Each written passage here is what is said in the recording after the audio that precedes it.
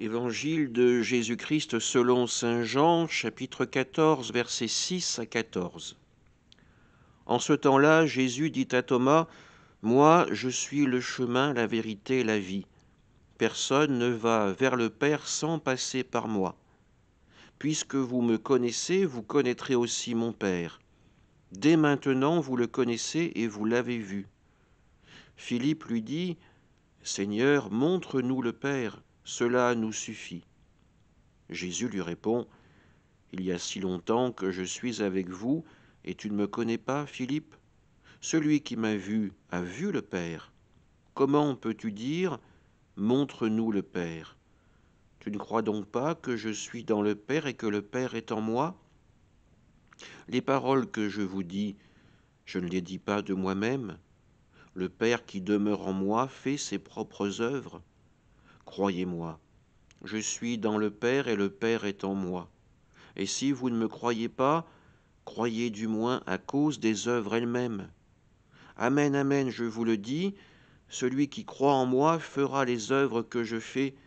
Il en fera même de plus grandes, parce que je pars vers le Père, et tout ce que vous demanderez en mon nom, je le ferai, afin que le Père soit glorifié par le Fils. Quand vous me demanderez quelque chose en mon nom, moi je le ferai. Acclamons la parole de Dieu. Aujourd'hui, nous fêtons Saint Philippe et Saint Jacques, apôtres du Seigneur. Et c'est à travers cet échange que nous pouvons rendre hommage à ces hommes qui ont donné toute leur vie pour que le message du Christ soit entendu et accueilli. Et pourtant, nous le constatons, même les apôtres ont du mal à véritablement saisir la personne de Jésus. Jésus les invite à reconnaître en lui la présence du Père, chose encore difficile pour ces hommes.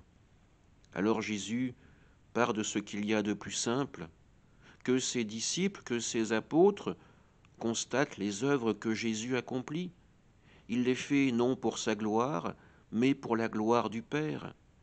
Il les fait parce que le Père lui donne la force d'accomplir ces signes, ces miracles.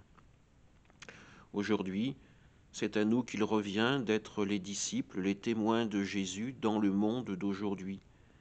C'est à nous qu'il revient d'accueillir les signes qu'il nous donne dans notre propre existence comme autant de miracles, de signes éclatants de la miséricorde et de l'amour de Dieu.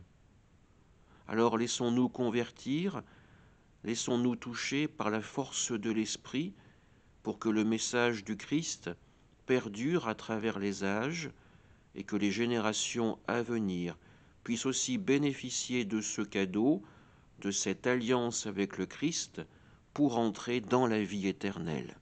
Amen.